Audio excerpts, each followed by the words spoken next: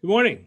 Welcome to Civics Sundays. Thanks for sharing an hour with us. And I just thought I would recap what we do here. This is not a TV show. It's not supposed to be. This is a interactive call so that you can ask questions or give your experience and expertise on something that we generically call civics, which is how society works and how we make a city. In order to learn the quickest and most distinct examples, we've chosen one city, but it's true in every city. But we've chosen one city, Niagara Falls, so that we can say X equals Y and we can put the pieces together. Again, what we do here is just what we do. We start a conversation. And there's somebody behind the scenes that always runs this, and I always forget to mention him, is Mike Reed. And Mike runs all the technology. But what Mike also does is help people with their computer systems, kind of like a help desk. So if you ever worked for a large company, traditional these days is there's a help desk. I don't know how to do X, Y, or Z. You have someone to call. They now take over your computer screen, fix whatever you do, and they leave. It's wonderful to work for a big company. But if you don't, or if you're retired and you don't work anymore, this is something that a guy like Mike does. You now have someone like Mike to act like you own a big company. You call him up, he can take over your screen, figure out what's wrong, fix it in a couple of minutes, and you're back on your way. So anyway, Mike does that for me all the time, and I forget to mention him.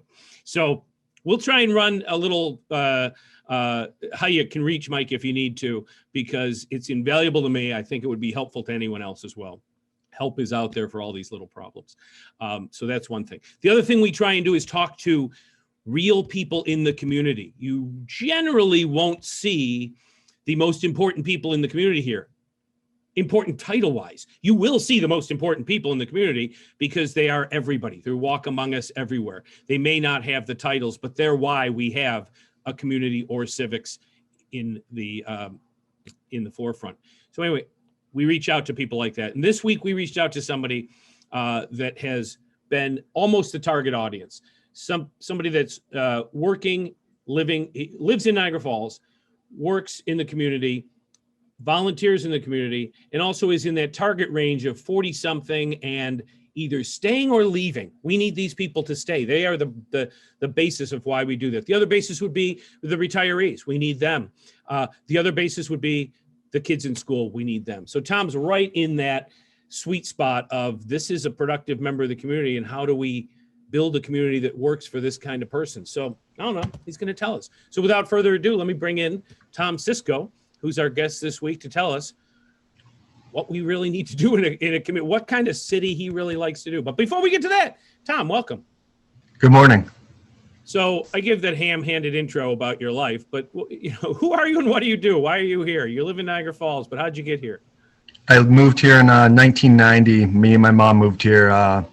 She moved here to have a better life for me, to give me a fresh start from Ohio. And she did just that. She did. What kind of place in Ohio? Like a small town, a farming village, or a big city? A very small town on the border of West Virginia and PA. Okay. Very small town. All right. And how old were you when you got here? About 5 years old. 5 years old. And you've been here ever since? Yes. And what do you think of your adopted city? When I was growing up, I think it was, as far as my community and my neighborhood, I thought it was a great neighborhood. I mean, a few of the first people I met was Sam Archie used to live down the street from me. Mm-hmm. And we played in the neighborhood. All the parents in the neighborhood watched after all the kids. Yeah. It was a neighborhood. Now the city lacks that. It lacks. Do you think I think you're right, but I try and temper this with being the cranky old guy that says, get off my lawn, like I'm different than the community was. But it does seem like the community, every community is different. We used to, as I did with you, leave the house in the morning, come home at night when the street lights are on, you stop home for dinner. All parents watched all kids. It was a fairly safe environment. But maybe that was the 70s and 80s. Maybe it just isn't that way today everywhere. But it's not that way in Niagara Falls where you are now, is what you're saying as well? No, yeah, I don't let my son really out and walk the streets or go to the parks. I'll take him and drop him off, and I will go and pick him up from the park. Right. as you've seen that evolve, what do you think of I mean, what do you need from your city? You volunteered a couple of times. I know you participate. What are you involved in, volunteer wise for the community? And then what do you think we need to do?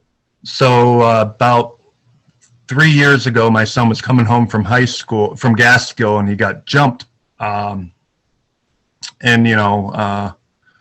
don't think the school handled it the best in the community, but I think I did. What I did was I stepped out into the community. That's what got me involved in the community. I didn't want to come home and shut my door no more. And a few months later, I found out about the Niagara Falls Peacemakers. And I joined the Niagara Falls Peacemakers, and it's a beautiful group, and it's helping me to step more into my purpose. I'm grateful for the Peacemakers, and we become like a family.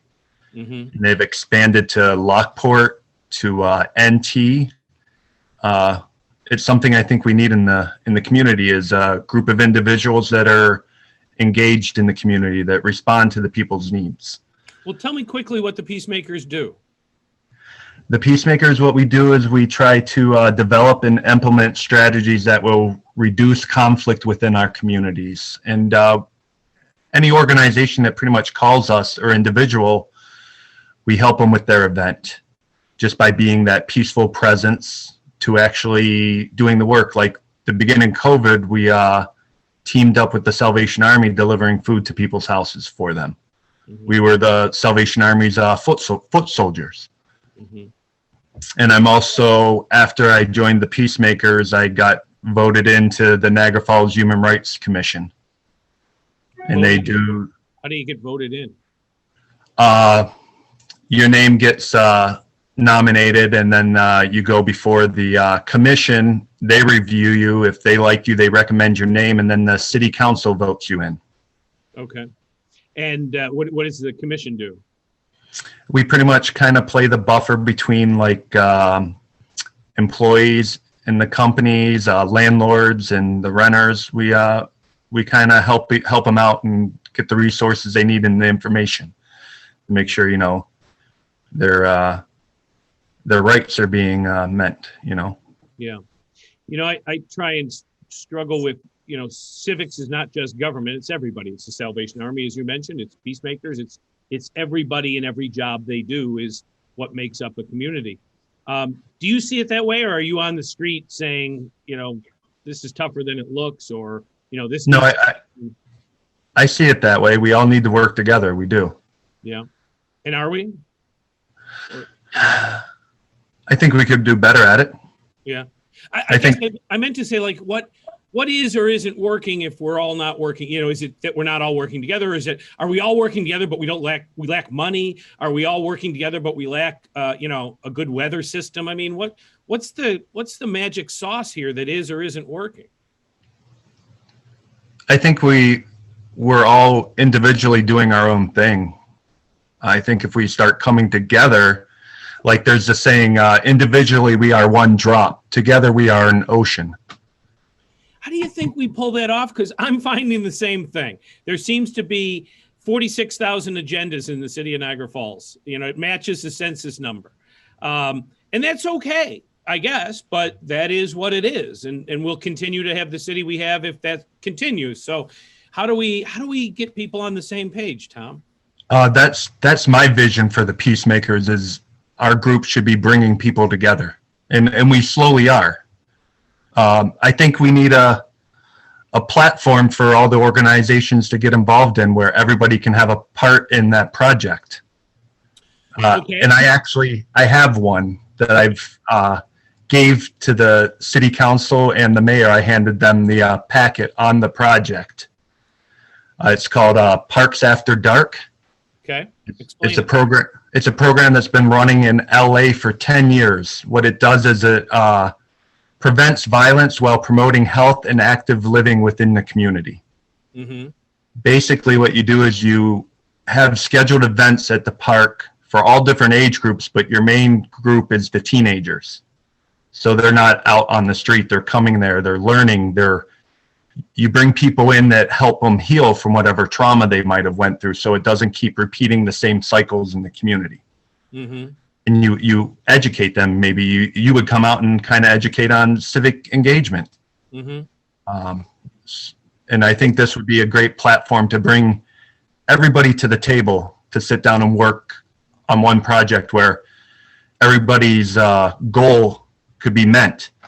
You know, like Entrepreneur School of Thought, they could be involved in this. The Salvation Army could be, the mental health people, clinics could come in and help with this project. Mm-hmm. Well, there's where we have multiple agendas. So we've got 20 other groups thinking the same thing, and none seem to be on the same page. And I remember watching a documentary on ESPN about 3 guys from Niagara Falls playing basketball, 3 high school kids. Out of that, I learned you don't have a YMCA. I don't know any community that doesn't have a YMCA. This entire city of Niagara Falls does not have a YMCA. So, you know, we're talking about Parks After Dark or you know, Entrepreneurial School of Thought and having things for kids to do.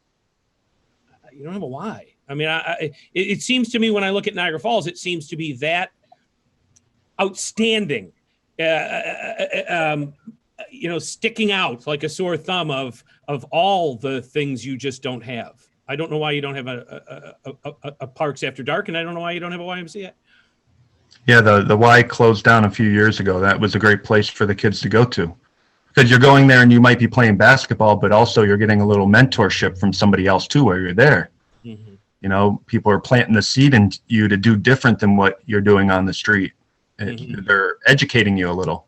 Mm-hmm. You know, kind of like back in the day, I remember going to the barber shops and you would get a whole lesson while you were getting your hair cut. Yeah. Well, you can still do that. Is still the same place.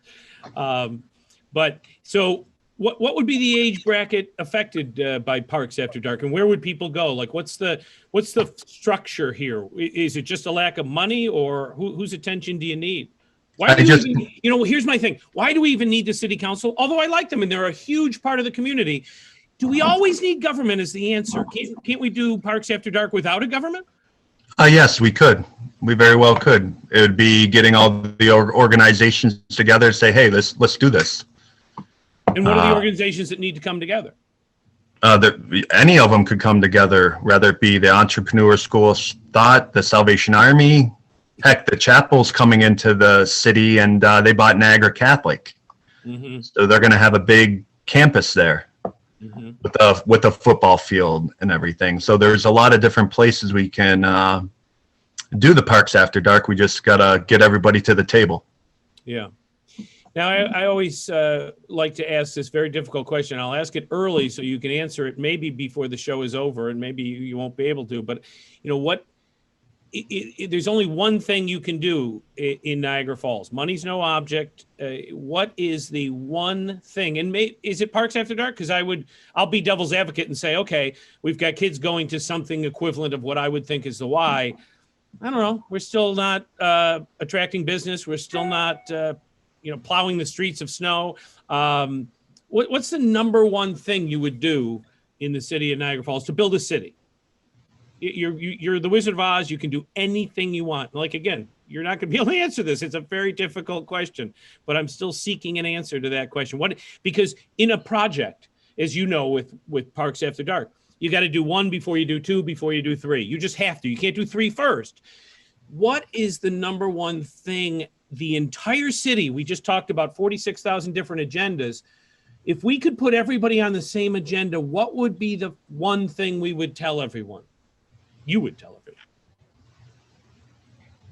everyone. I know.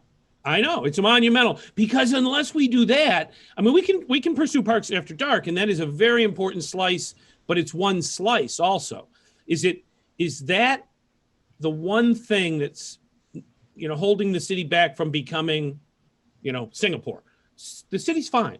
The city council's fine. The Salvation Army is fine. We're all fine, but do we want anything better? Can it be better? Maybe we'll find out at the end of this. It can't be any better. It's everything it could be. What would be the one thing we should demand of ourselves? Be a role model. Because, everybody can get up here and talk, but it's actually getting out there and doing it.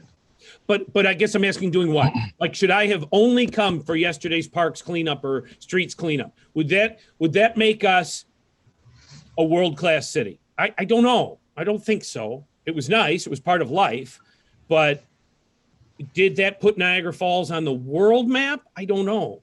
You know, what if we offered free electrical power to every resident that lived in Niagara Falls? Now, the rest of the world will pay attention. I can live in Niagara Falls for free. Maybe I'll move there. Maybe I'll move there, you know, from Asia. I don't know.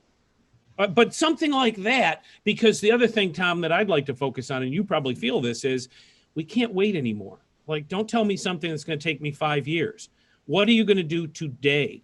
Let me give you a perfect example. When we had somebody on the other day from tourism, they pointed out that the city of Niagara Falls, whoever that is, all of us, has never declared what its number one industry is. Are we, you know, a tech hub? No. Are we tourism? Probably, but we have never said it. So in all the statewide documentation and all the citywide documentation, in the things that go out to the world, nowhere does it say tourism is the number one industry of Niagara Falls. And it should be. It's kind of shocking, but it isn't.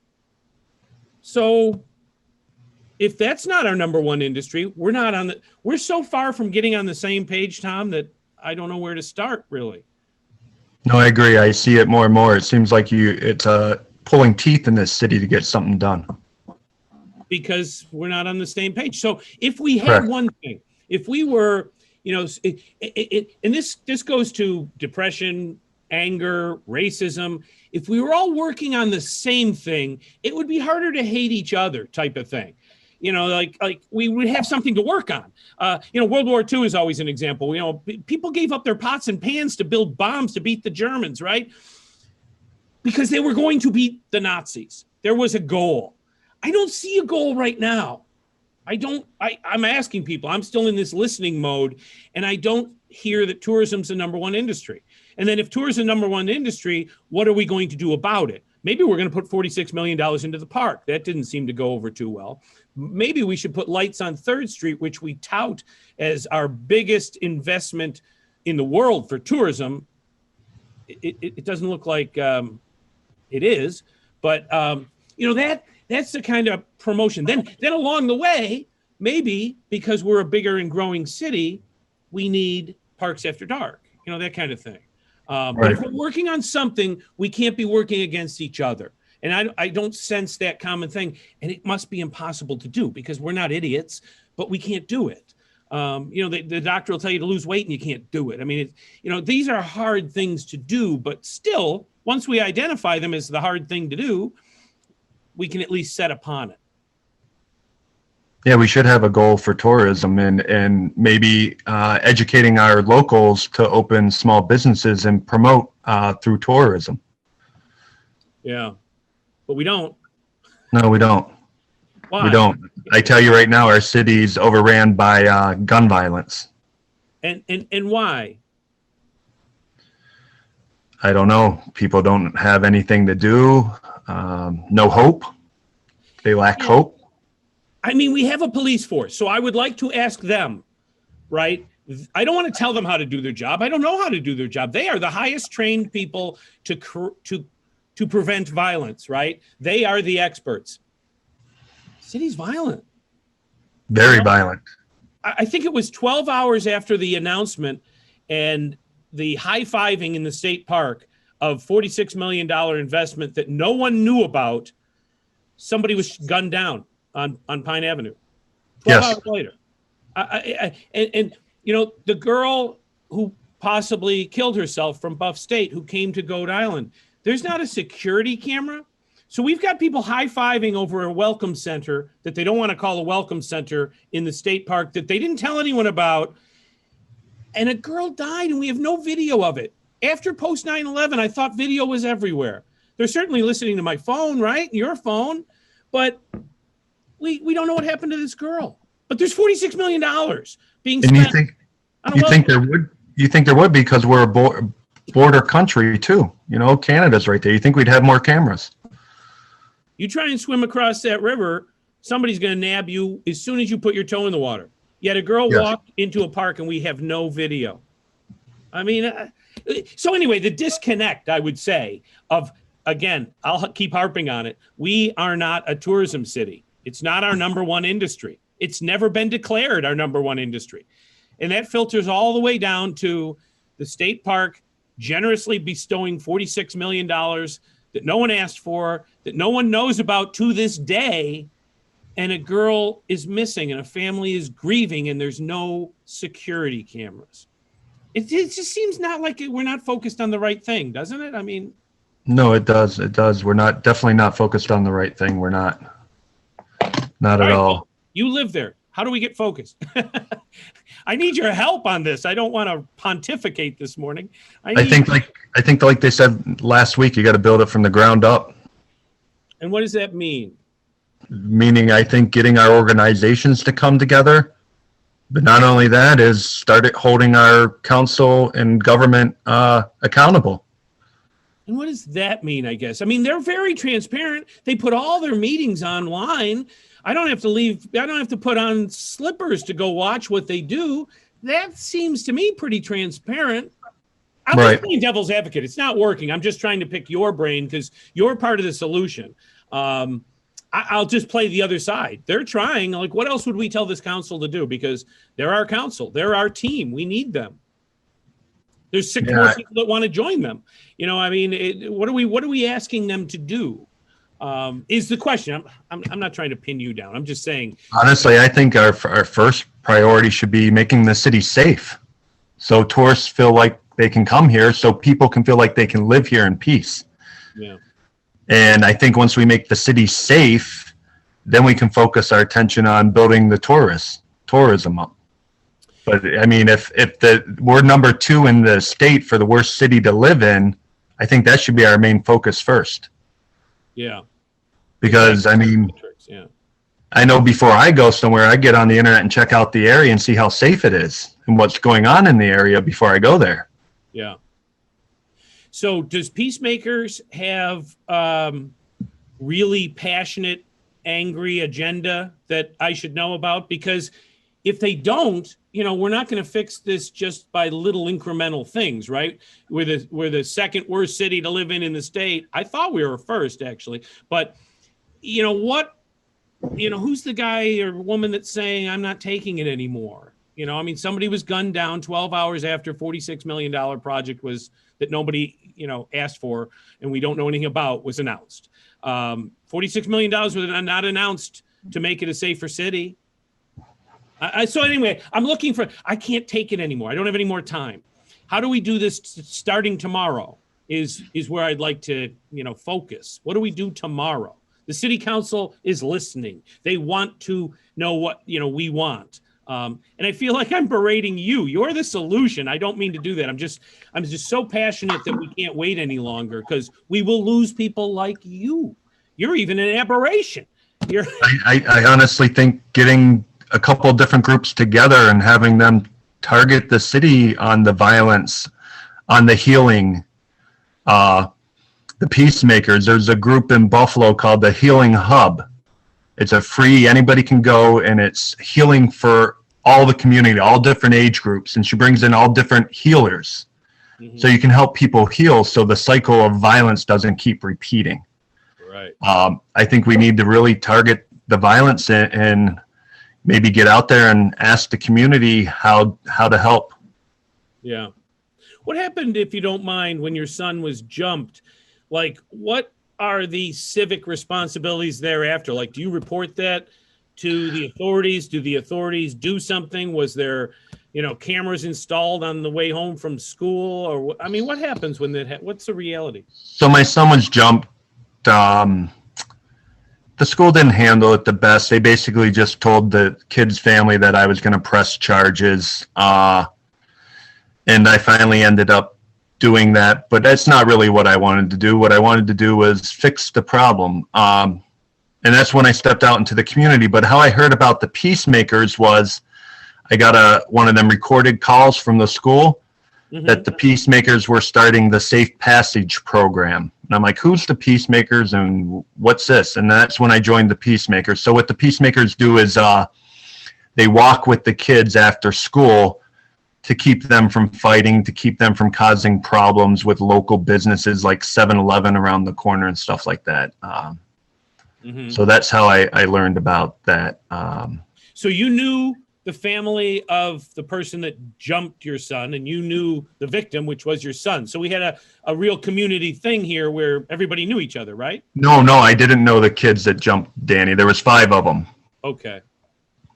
And what it was Danny's storms that happened to him got out in the school, and kids started picking on him. And, it was a long progression of what happened. But I handled it the right way. I got involved in the community to correct the problem and maybe help it from happening again to another kid. Right. Because we can't just, when there's a problem, we can't just go in and close our door, because it could always land at our door. Sure. There's the saying that bullets have no name. Tom, thank you. Mark Shearer is online and has a question for you, if you don't mind. Mark, you're muted right now, but can you hear me? We got you now. Thanks, Mark. Go ahead. Hey, Tom and Tom. Hello. Tom, thanks for doing this. Appreciate it. I have been around the city now for like 20 years. I worked at the paper for a long time. I thought you'd be a good guest because I think you are you're in that age bracket, and you're from the city where, one of the big questions is, why do you care about Niagara Falls? I mean, why do you care about it? And then secondly, how long can you keep at it, right? I mean, how long can a guy like you keep trying to fix this place so that it becomes a city where you and your son feel safe? I mean, why does it matter to you, and how long can you keep working at it? It matters to me because when somebody's hurting, I see and I feel their pain. Just like my son when he got jumped, I felt his pain, but who knows what them kids go through that jumped him, Who knows what their home life's like. So I feel people's pain, and I want to help people. And right now, Niagara Falls is where I live, so I want to help my city and my community and the people I love within it. And about 2 years, my son will be 18 soon, and he's talking about wanting to move to Florida and do underwater welding. So what would need to change? What would you like to see change that would maybe keep you here longer, or have you think about staying in the falls as opposed to going someplace else? I tell you that the violence, the gun violence mainly, it needs to change. And honestly, maybe try and hope to bring back neighborhoods being neighborhoods in the city. Us all helping one another.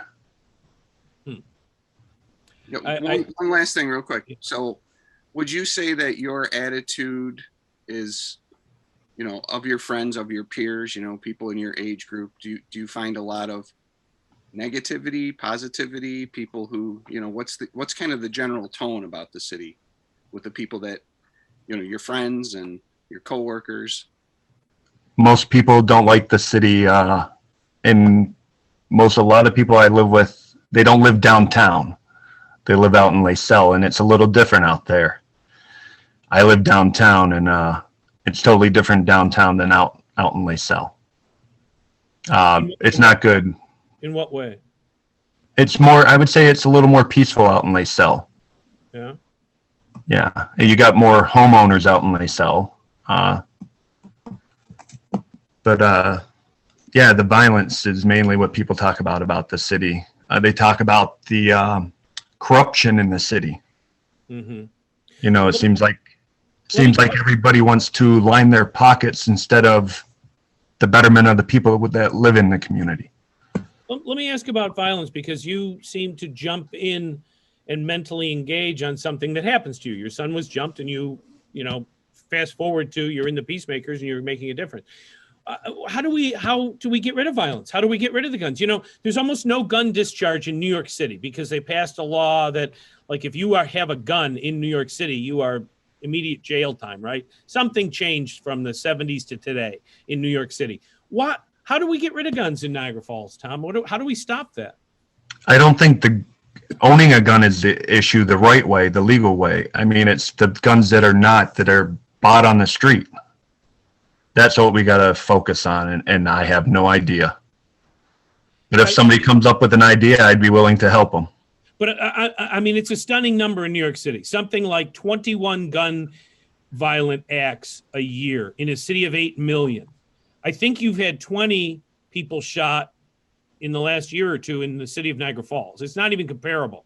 So yes, legal ownership, of course. We're not taking anyone's guns here, but I mean, how do we stop people shooting people in the city of Niagara Falls? I actually don't know. Yeah, I'm not sure on that either. I really don't know. It seems like people don't care about life anymore. What gets you to that point? And how do we address that? I don't know. Maybe give them some hope. I don't know. Bring some light to their life. Show them that there's maybe a different way than the violence. So I had somebody tell me once that it's a poor city, get over it. So is that a good message to deliver to you and your neighborhood? Like, you are all you are. Deal with gunshots. It's just what's going to happen. I mean, is that where we want to live? I mean, is that where we want to be? Is that the answer we need? No, it's not the answer we need. Not at all. This city, like you said before, could be so much more. It could be. Yeah. Just with what we naturally have here, the falls. I mean, we have everything we need to be a good city. Mm-hmm. We just need, I think, the direction and leadership, not necessarily council leadership, but leadership on the streets with the different organizations. And I think if the organizations, all of them come together, you're showing people instead of just talking. Mm-hmm. You're doing instead of just talking. Mm-hmm. You mentioned a minute ago also, greed or everybody out for themselves. What do you mean by that? I've heard a couple different people say where they were out cutting grass and they got told no, they couldn't. Like a cleanup effort? Yeah, I got yelled at before for stopping at an accident where no police showed up for it, and I cleaned up the glass and everything in the road, and a friend contacted me, and I got kind of yelled at for doing that. What do you mean a friend? I mean, a friend of mine, somebody contacted him and told him tell him to stay in his lane. Huh. For an insurance thing or because you're a jerk? I mean, or they're a jerk. I think an insurance thing, and maybe they owned a company that would have came in and cleaned it up. I'm not sure. Oh, interesting.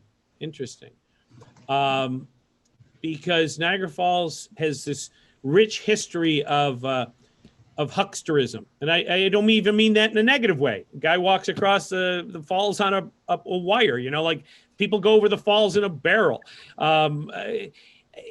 That's part of the culture of the city, but it also seems to be a culture of the city that we fall for anything. We fall for the illusion of going over the falls in a barrel, but we fall for the illusion of maybe nobody pays any taxes anymore. like we're going to build a splash park. We're going to build an aquarium. We're going to build and nothing ever happens. So is that also we fall for stuff? Like, why don't we just give you a bunch of money, whatever it takes, to start parks after dark? That sounds like much less money than $8 million to an out-of-town company for a building rehab on one corner. $8 million. Could you start parks after dark with $8 million? Oh, I could start it for a lot less. A lot less. Don't do that. Why don't we do that? I mean, I think you could start this with not much at all money. I really do. And what if you're an idiot that fails? Have we had any $8 million failures? Yeah, right? Yes. What if we give you $80,000 or $8,000 and you totally screwed up? What have we lost? I mean, we're not taking those risks, I guess, right? You'd be a good risk, and maybe risk means risk, but we bet on you. And we invest the money in you because money is not our problem. It's unlimited. I'm waiting to be challenged on that statement. And we give you the money you need to get it started, and all the hope and prayers and thoughts and volunteer effort. Why aren't we doing more of that? We should be building within, right? Building within the community. Yeah. We make the community shine within, and I think the tourists and businesses will more than happily come here and build then. So you're a guy with an idea like that. And here's my pet peeve is that somebody needs an 800-page business proposal from you to get $800. That's prohibitive. You're a guy that can do it. You might not be a guy that can sit down and write 800 pages, right? There's the disconnect. Right.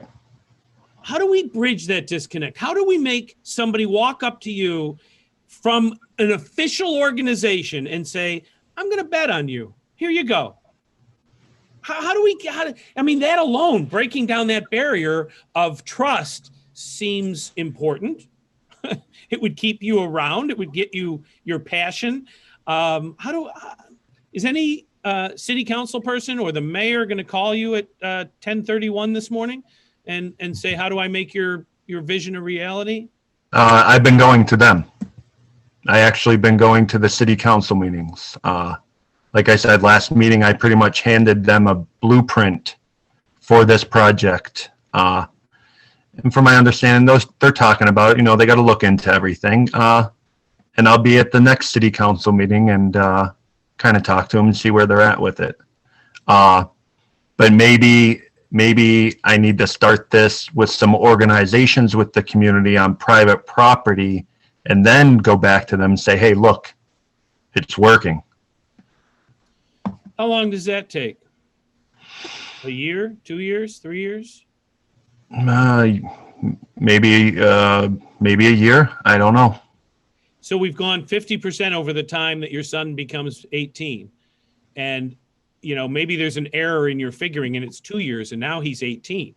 And, you know, the city council hasn't really responded because they gave you a task to go out and, you know, I guess, you know, my frustration becomes your frustration of, look, ready, fire, aim, get this going. You've got kids, you know, take your son out of it. You've got kids in high school. They only spend 4 years in high school. They don't have 4 years for you to, if you take 4 years to get funding to do this, you've missed an entire high school class. Correct. So how do we move quicker? Do you feel as frustrated as I do? Is what I'm trying to get to. I just stepped into this about 2 years ago, so my frustration's not there yet, and I'm a pretty patient person. But you know, I guess when the frustration gets to the certain level, that's when you move to a city that is more willing to work with the people. Yeah. You know, somebody asked to go back to the Peacemaker question before. I mean, how do you get involved?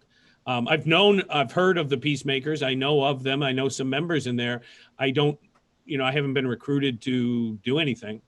So you fill out an application and they look over it and they do a background check, and then you become a member. I don't even want a background check. I mean, tell me what to do. Come and pick up garbage if that's not their job. But I mean, you know, I can handle stuff like that. I don't think I want anyone background checking me. We just got to do a background check just to make sure there's nothing with kids because we work with kids. That's all. Anything else you can have on your background check, just there can't be nothing involving kids. Well, I don't have anything. I just am a right. person that's just like, I don't want to belong to any club that wants me, frankly. But, you know, so these things of, you know, how do we help more? Why do I have to become a member to help? Can't I just, you know? Yeah, you can always come to our monthly meetings. We have 2 meetings a month, bi-weekly.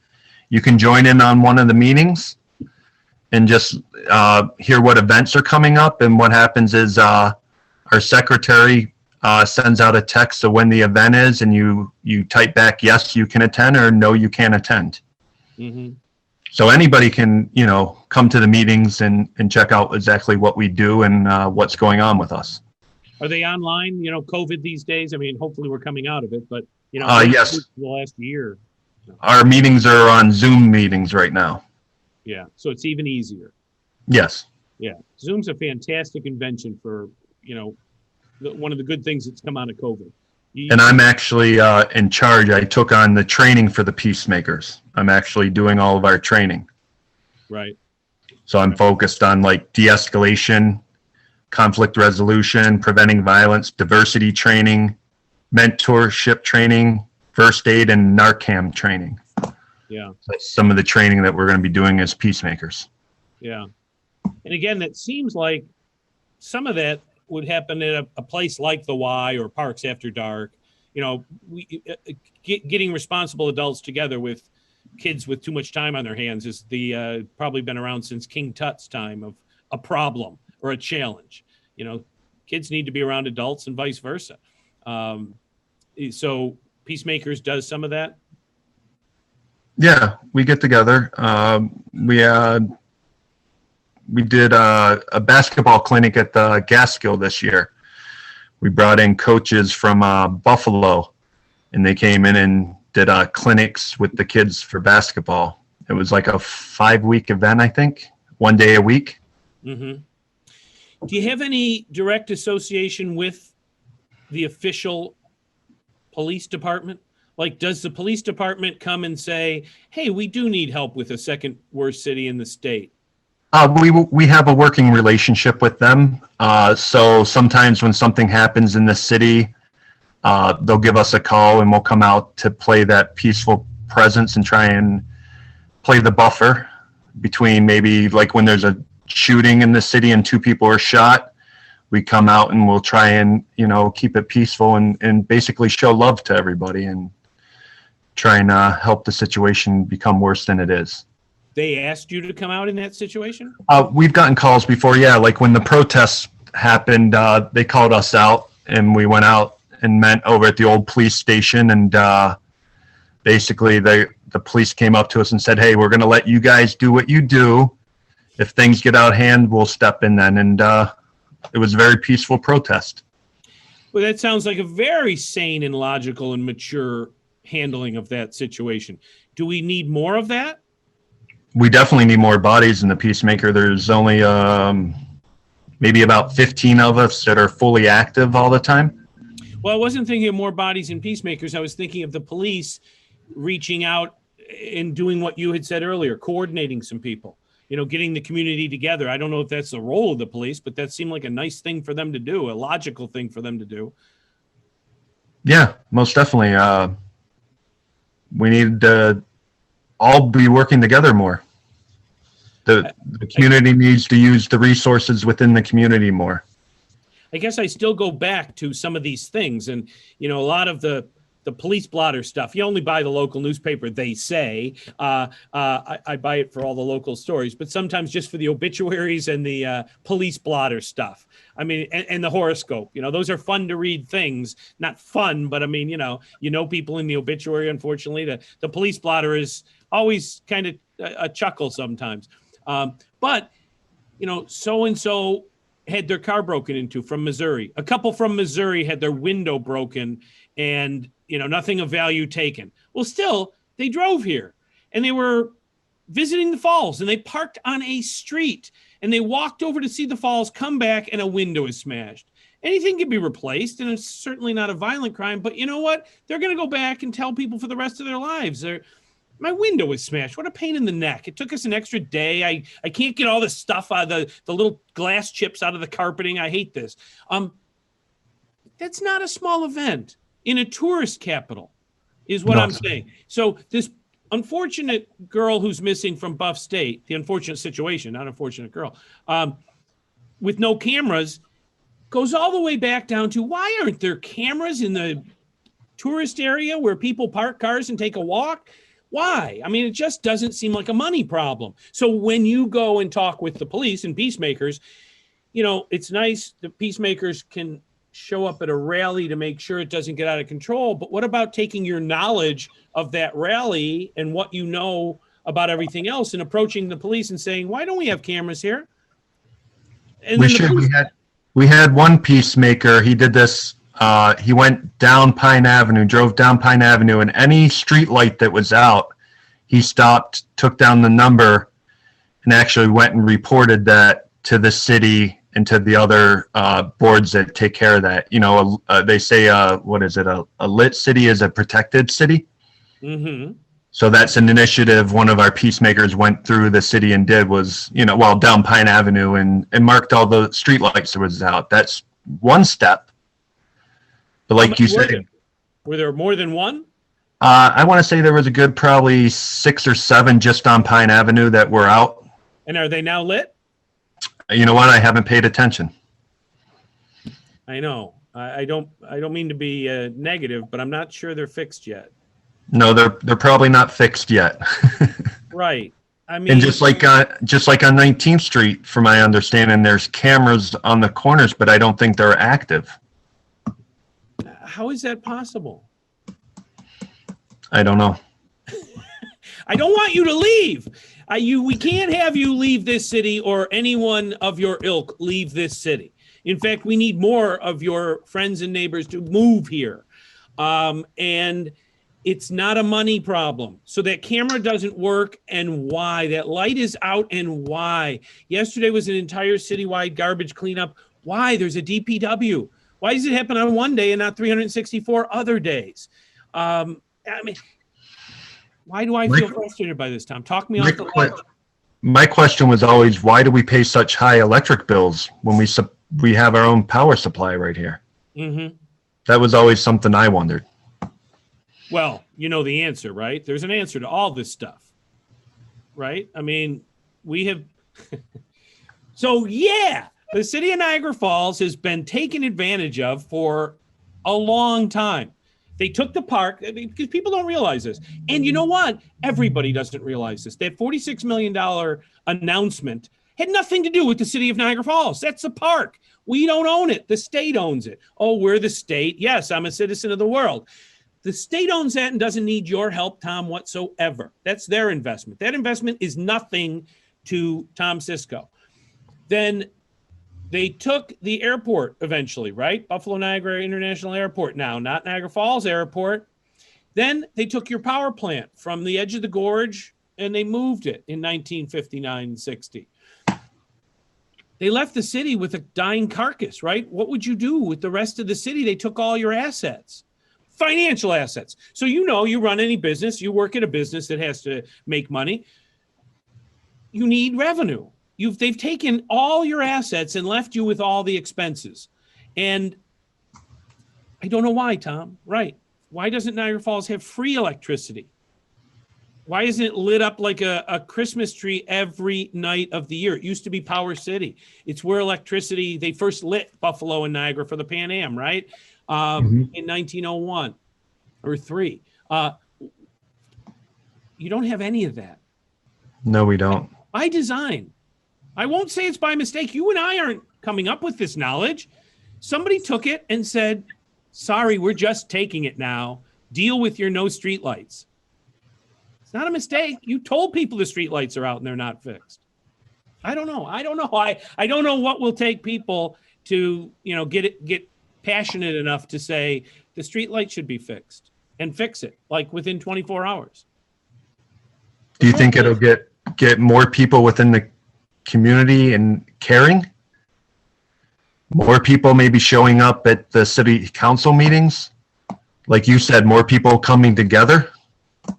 I think you nailed it in the first 2 minutes. I didn't need to interview you for 58 minutes after this because you said there's too many different agendas. That's what I'm finding. They're all important, mind you. Let me tell you, every one of them is important. But, however, one is more important than all else to get to 100 or 46,000. There is a ranking of importance, and we're not spending the time to rank them. And it seems like what's not important is if somebody's not lining their pocket, it's not important. Now, what do you mean with that? Because you fix the street light, we have Department of Public Works. No. I mean, with some projects in the city, it seems like, if somebody's not coming up off of it, it's not important. Is there that feeling? Do people on the street feel like they don't matter because somebody's taking it anyway? I've heard that before. Yes, I've heard that. So there's just a malaise. Doesn't matter. I don't matter. I might as well move in 2 years when my kid's old enough because it doesn't matter. You're telling me that's a real feeling. It seems like there's a dark cloud over Niagara Falls, a very Really? dark cloud. How do we lift that cloud? My brain's working. I'm looking. Yeah.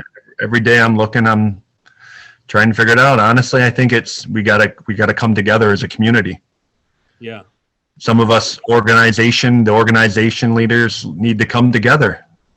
We need to start showing up at City Hall, but showing up with corrective action instead of showing up and complaining.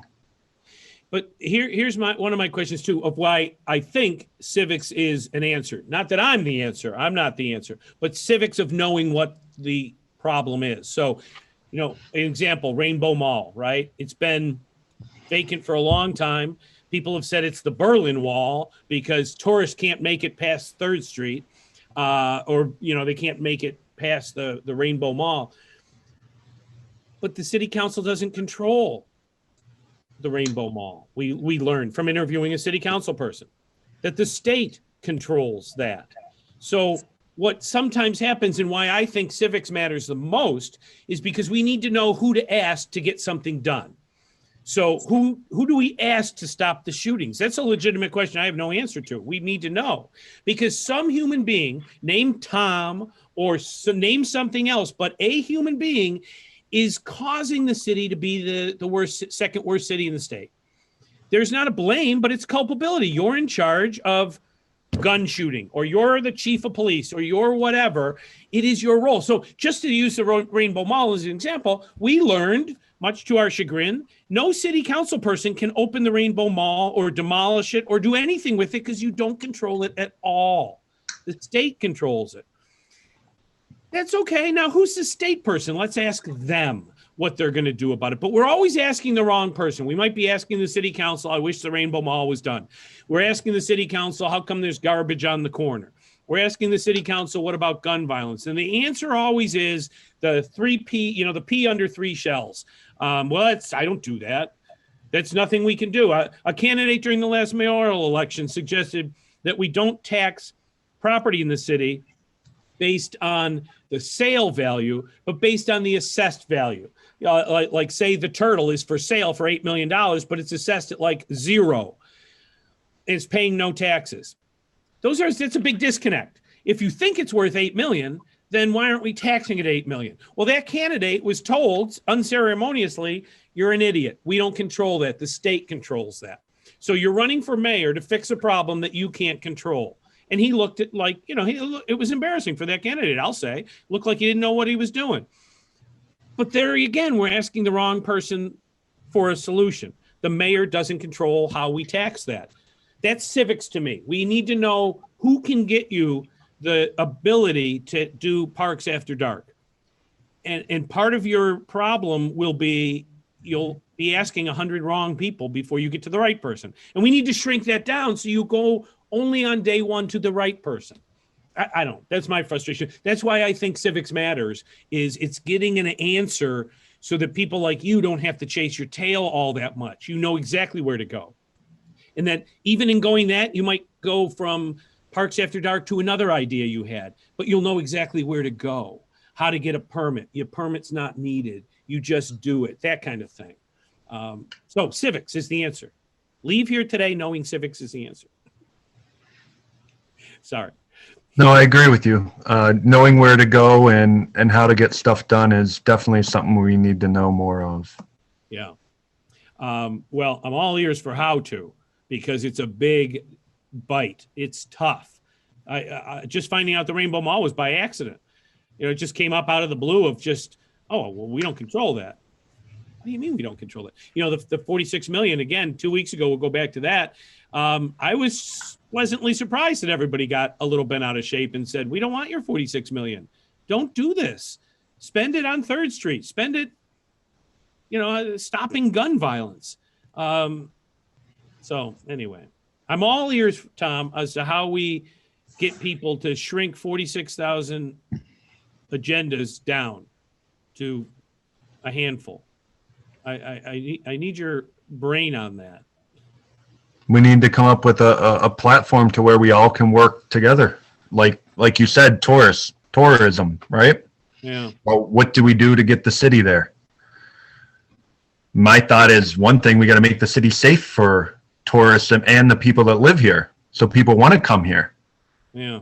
We got to make Niagara Falls shine and show that it's a loving community. It's and then I think then maybe you'll get more people wanting to come here and invest in the city.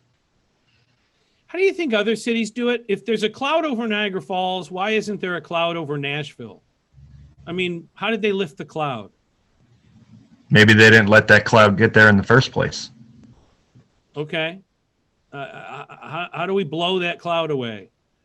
I'll tell you, I was just in a Peacemaker meeting in NT, and I told them a good thing that this group is coming here now, so you can catch this city before it gets to the state that Niagara Falls is in as far as violence and conflict. Do you think it's inevitable that it'll get there, or do you think Niagara Falls has a cloud and North Tonawanda doesn't? And it's what? You can walk between the two cities, and it doesn't have the same cloud. No, it doesn't. Not at all. How come? I mean, how come what makes you so special in Niagara Falls that the cloud exists? I think it's maybe years of nobody doing the right thing, I guess. Yeah. Years and years of it compounding. Are you willing to put a stake in the ground and say, I'm not taking it anymore? I'm going to get an answer to Parks After Dark or anything else we can do for at least 2 years and just say, I got to figure this out. Yes, I'm here. I'm going to city council meetings. I never went to meetings before. I'm going to city council meetings. I talk to people all the time about the city, even when I'm at work. Hey, what do you think we could do? Hey, do you think if we had this, it would help? So I kind of do my own survey throughout my day. What are you hearing? So you work with people who don't live in the city of Niagara Falls and maybe don't even go there. What do they say to you? I talked to people about the Parks After Dark, and they said they think it's a great idea, that they would probably come out. There's some that live in the city. But yeah, the violence downtown has really got people not wanting to come downtown and not wanting to come out of their houses. But if you work with somebody, say from Clarence, right? I mean, what is their impression of Niagara Falls? Not good. It's a garbage city, dark. And how do we, I mean, so our question is going to be, how do we lift that cloud and change that? How do we get that person from Clarence? Because I'm shocked the person from Clarence doesn't even go to see the ditch, the falls, the water going over the rocks. Almost ever. They just don't. They don't go there. It's right in their backyard. It's free. I mean, and they just don't seem to even have been to Niagara Falls in X number of years. And we kind of need to fix that, right? I mean. No, we do. Absolutely. When you were at the last council meeting, what do they talk about at such a meeting? Is it stimulating? Is it like a Bills game? Were you glad you went? I'm glad I go because I'm learning about the city and the way everything works, the way the government works. I want to be a sponge and learn more and more how the community works. Was it, I mean, you're there as a dedicated person, but was it at all stimulating? Was there long periods of watching paint dry? What were the topics they took up? I found it interesting because also I'm trying to become an educated voter too and listen to how people vote, how the council votes. So I'm making my checklist on, well, okay, that one voted that way. So when I go to vote for the person the next time or not vote for the person, I know why I wouldn't vote for that person again. But did they the council meetings are not exciting by far, but for somebody wanting to know about the city and what's going on in the city, yeah, they should go. There's maybe been 15, 20 people at both council meetings I was at. How long did it last, the meeting? I want to say maybe an hour, maybe a little over an hour. Did they discuss, foreign policy or the Chinese coming to take our children, or did they talk about renaming a street after a celebrity? What was the They talked about budgeting. They talked about actually Chris, the Peacemaker, got up and talked about the street lights being out. Gave them the list of what street lights were out. People got up and spoke. Somebody got up and spoke about why don't we bring the DARE program back for the kids to educate them at a young age. And then they just went over the budget. I mean, the agenda items. But were the agenda items of what nature? You know, like renaming a street, or was it, picking up garbage that people were complaining about, or was it hiring a new PR person? What were the various items on their agenda? Honestly, I don't remember. They were so dull you don't remember is an answer, actually. Yeah, I don't remember. Yeah. And that's okay. I'm not picking on the city council because city council work is dull. Let me tell you, running a city is nuts and bolts, and it's not sexy. I'm not picking on them for not having a Bills game atmosphere. But you're trying to get me to go to a city council meeting, and I'm trying to say, I kind of did that, and I wasn't stimulated ever. I tell you, I did go to an event another city council member had in the city, Coffee with Chris. Mm-hmm. I went to that and I actually liked that better. It was a little more where we could engage with him and talk to him a little more. And I honestly think the council should do that more often. It's out of the building, you're in a comfortable setting and you can talk freely. Yeah, that was a campaign event, however. Yeah, of course. He does. I guess he does them all the time, though. Yeah, he's running all the time. Yeah.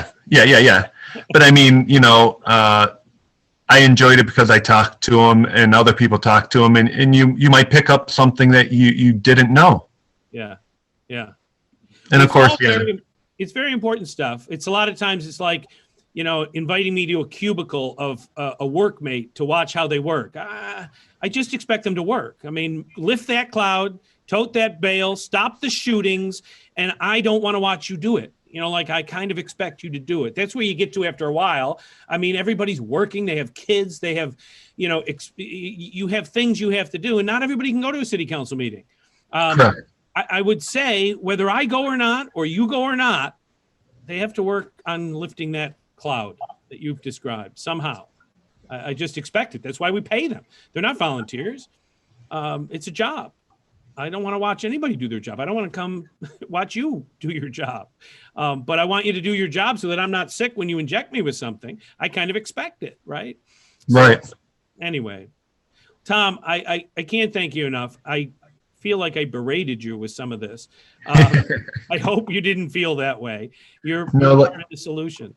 I enjoy our conversations. I enjoy the conversations I have with everybody. I mean, last summer I was going and sitting down with a homeless guy for a couple hours and sitting there talking to him. Mm-hmm. And I had some good conversations with him. And what's nice is he doesn't have a hidden agenda. Mm-hmm. He's just having a conversation with me. What did he think? About the city? Yeah, about life where he lived, right.